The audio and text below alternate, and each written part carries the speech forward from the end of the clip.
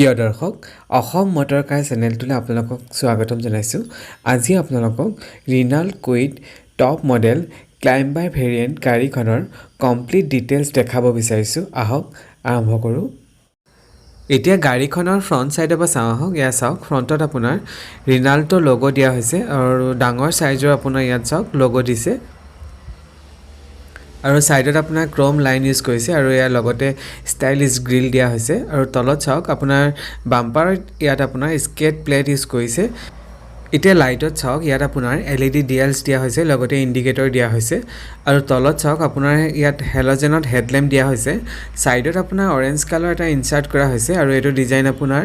Only ক্লাইম্বাৰ ভেৰিয়েণ্টতে দিয়া হৈছে। গাড়ীখনত SUV লুকছ দিবৰ কাৰণে অৰেঞ্জ কালাৰ ইউজ কৰা হৈছে আৰু গাড়ীখনৰ কমপ্লিট ফ্ৰণ্ট সাইডটো চাওক, দেখাত বহুতে ভাল লগা হৈছে। গাড়ীখনৰ সাইড প্ৰফাইলটো চাওক, এখন আপোনাৰ 5 সিটাৰ হেচবেক কাৰ হয় আৰু গাড়ীখনৰ কমপ্লিট ডাইমেনশ্যন স্ক্ৰীনত দিয়া আছে, আপোনালোকে চাই ল'ব পাৰিব।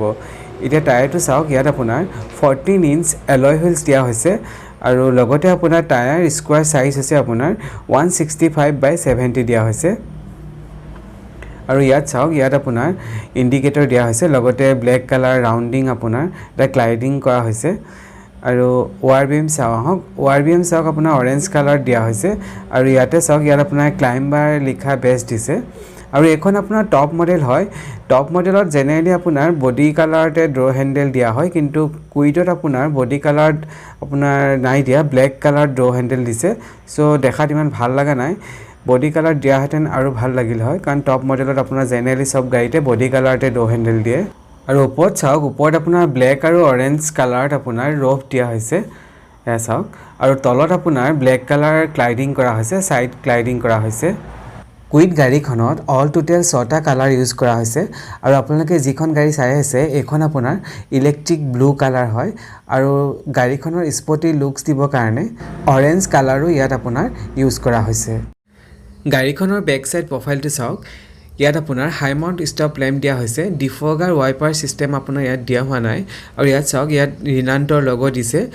পাৰ্কিং কেমেৰা আৰু কুইড লিখা আপোনাৰ বেছ দিয়া হৈছে আৰু ইয়াত চাওক, ইয়াত আপোনাৰ ৰিনাল্ট লিখা বেছ দিছে। টেল লেম্প চাওক, টেল লেম্প আপোনাৰ ইয়াত হেলোজেন দিয়া হৈছে, লগতে ইণ্ডিকেটৰ আৰু বেক লাইট দিয়া হৈছে। তলত চাওক, ইয়াত আপোনাৰ ৰিফ্লেক্টৰ দিয়া হৈছে আৰু বাম্পাৰটো আপোনাৰ বিগ সাইজৰ ব্লেক কালাৰত বাম্পাৰ দিয়া হৈছে আৰু ইয়াতে চাওক, ইয়াত আপোনাৰ ৰিভাৰ্ছ পাৰ্কিং সেন্সৰ দিয়া হৈছে আৰু তলত চাওক, ইয়াত আপোনাৰ অৰেঞ্জ কালাৰ স্কেট প্লেট ইউজ কৰা হৈছে গাড়ীখন SUV লুকছ দিবৰ কাৰণে। চাবি সহাৰে এনেকৈ আপুনি বুট অপেন কৰিব পাৰিব আৰু ইয়াত চাওক, ইয়াত আপোনাৰ 300 লিটাৰ্ছ বুট স্পেচ দিছে, ভালেখিনি স্পেচ আপোনাৰ ইয়াত দিয়া হৈছে আৰু তলত চাওক, ইয়াত আপোনাৰ 14 ইঞ্চৰ স্পেয়াৰ টায়াৰ দিয়া হৈছে আৰু লগতে আপোনাৰ ইয়াত টুল কিট দিয়া হৈছে, আপোনালোকে ব্যৱহাৰ কৰিব পাৰিব।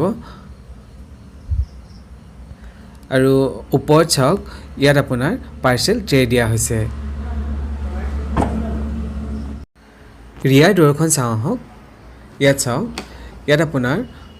কমপ্লিট ব্লেক কালাৰ ইউজ কৰা হৈছে আৰু ওপৰত চাওক, ইয়াত আপোনাৰ ক্ৰোম ডোৰ হেণ্ডেল দিয়া হৈছে আৰু ইয়াত আপোনাৰ পাৱাৰ উইণ্ডো ছুইচ দিয়া হৈছে। এতিয়া ৰিয়াৰ ছিটটো চাওক, ইয়াত আপোনাৰ ফিক্স হেডৰেষ্ট দিয়া হৈছে, এডজাষ্টেবল হেডৰেষ্ট নাই দিয়া আৰু ৰিয়াৰ ছিটটো আপোনাৰ লেগ স্পেচ ঠিকে আছে, ইয়াত 3জন মানুহ আৰামত জাৰ্ণি কৰিব পাৰিব আৰু মাজত যিটো আপোনাৰ পাৰ্ট দিছে সেই পাৰ্টটো আপোনাৰ ফ্লেট কৰা আছে, চ' ইয়াত আপোনাৰ 3জন মানুহ আৰামত যাব পাৰিব। আৰু ওপৰত চাওক, ইয়াত আপোনাৰ ডোৰ হেণ্ডেল দিছে, আপোনালোকে ইউজ কৰিব পাৰিব। ড্ৰাইভাৰ ছাইডৰ ডোৰখন চাওঁ আহক। ইয়াত চাওক, ইয়াত আপোনাৰ অৰেঞ্জ কালাৰ লাইন এডাল ইউজ কৰা হৈছে আৰু ইয়াতে আপোনাৰ ক্ৰোম ডোৰ হেণ্ডেল দিয়া হৈছে আৰু তলত চাওক, ইয়াত আপোনাৰ ৱাটাৰ বটলৰ স্পেচ দিছে আৰু ড্ৰাইভাৰ ছাইডৰ ডোৰত আপোনাৰ কোনো ধৰণৰ কণ্ট্ৰল আপোনাৰ ইয়াত দিয়া নাই। ড্ৰাইভাৰ এণ্ড কো ড্ৰাইভাৰ দুইটা ছিটতে চাওক, ইয়াত ফিক্স হেডৰেষ্ট দিয়া হৈছে আৰু ইয়াত আপোনাৰ ডুৱেল টোন কালাৰ ইউজ কৰিছে আৰু লগতে ফেব্ৰিক ছিট দিয়া হৈছে। ড্ৰাইভাৰ ছিটৰ তলত চাওক, ইয়াত আপোনাৰ কোনো ধৰণৰ হাইট এডজাষ্টমেণ্ট দিয়া নাই, আপুনি ড্ৰাইভাৰ ছিটটো অকল ৰিক্লাইনহে কৰিব পাৰিব। এতিয়া গাড়ীখনৰ ভিতৰত চাওঁ হওক এয়া চাওক আপোনাৰ পাৱাৰ ষ্টিয়াৰিং দিয়া হৈছে কিন্তু ষ্টিয়াৰিঙত আপোনাৰ কোনো ধৰণৰ কণ্ট্ৰল নাই দিয়া আৰু ইয়াৰ পৰা আপুনি ৱাইপাৰ সিস্টেম কণ্ট্ৰল কৰিব পাৰিব আৰু ৰাইট সাইডে চাওক ইয়াৰ পৰা আপুনি হেডল্যাম্প আৰু ইন্ডিকেটৰ ইয়াৰ পৰা আপুনি কণ্ট্ৰল কৰিব পাৰিব আৰু ইয়াত চাওক ইয়াত আপোনাৰ ORBM সিস্টেম আপুনি ইয়াৰ পৰা এডজাস্ট কৰিব পাৰিব আৰু গাড়ীখনৰ চাবিটো চাওঁ হওক ইয়াত চাওক ইয়াত লক আনলক সিস্টেম দিয়া হৈছে আৰু ইটো সাইডে আপোনাৰ ৰিলান্টৰ লোগো দিয়া হৈছে গাড়ীৰ লগত আপোনাৰ দুটা চাবি দিয়া হ'ব এটা ৰিমোট আৰু এটা জেনেৰেল চাবি আপোনাৰ গাড়ীৰ লগত দিয়া হ'ব এতিয়া গাড়ীখন ষ্টাৰ্ট কৰোঁ হওক এয়া চাওক ইনস্ট্ৰুমেন্ট ক্লাষ্টাৰ অন হৈ গৈছে লেফট সাইডে আপোনাৰ RPM মিটাৰ দিয়া হৈছে ৰাইট সাইডে অইল ইনফৰমেশন আৰু ইঞ্জিন টেম্পাৰেচাৰ সিস্টেম দিয়া হৈছে আৰু মিডলত আপোনাৰ স্পিডোমিটাৰ দিছে আৰু গাড়ীখনৰ কমপ্লিট ইনফৰমেশন আপোনাৰ মিডলত দিয়া আছে আপোনালোকে চাই ল'ব পাৰিব ডেস্কবোৰ্ডত চাওক ৰাইট আৰু লেফট দুইটা সাইডতে মিউজিক সিস্টেমৰ বক্স দিয়া হৈছে আৰু ইয়াত চাওক ইয়াত আপোনাৰ কুইট লিখা বেছ দিয়া হৈছে ডেস্কবোৰ্ডত আপোনাৰ ইয়া হাৰ্ড প্লাষ্টিক ইউজ কৰা হৈছে চাওক আৰু আপোনাৰ ইয়াত ব্লেক কালাৰ ইউজ কৰা হৈছে এতিয়া গাড়ীখনৰ সেন্টাৰ কনসোলত চাওঁ হওক এয়া চাওক আপোনাৰ টাচ স্ক্ৰীন দিয়া হৈছে আৰু ইয়াত আপোনাৰ Android auto Apple CarPlay Bluetooth connectivity USB connection navigation সকলো সুবিধা দিয়া হৈছে লগতে আপোনাৰ মিউজিক সিস্টেমত ইয়াত দুটা বক্স দিয়া হৈছে আৰু এয়া চাওক এয়া আপোনাৰ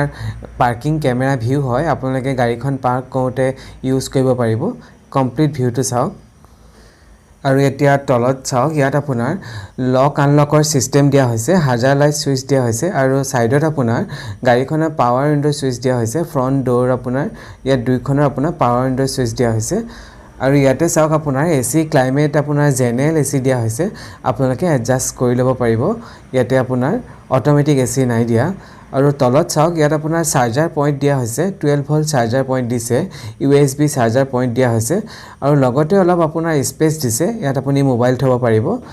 আৰু ইয়াত চাওক ইয়াত আপোনাৰ দুটা কাপ হোল্ডাৰ দিয়া হৈছে আৰু এতিয়া আমি গিয়াৰ বক্সটো চাওঁ হওক ইয়াত আপোনাৰ 5 স্পীড মেনুৱেল গিয়াৰ বক্স দিয়া হৈছে আৰু এইটো ভেৰিয়েণ্টত আপুনি অটোমেটিক ভেৰিয়েণ্ট গাড়ীও পাই যাব আৰু ইয়াতে চাওক ইয়াত আপোনাৰ হ্যান্ড ব্ৰেক দিয়া হৈছে আপোনালোকে ইউজ কৰিব পাৰিব গ্লো বক্সটো চাওঁ হওক এয়া চাওক আপুনি এনেকে গ্লো বক্স ওপেন কৰিব পাৰিব ইয়াত আপোনাৰ ডাঙৰ সাইজৰ গ্লো বক্স দিয়া হৈছে কিন্তু ইয়াত আপোনাৰ নৰ্মেল গ্লো বক্স দিছে চাওক আৰু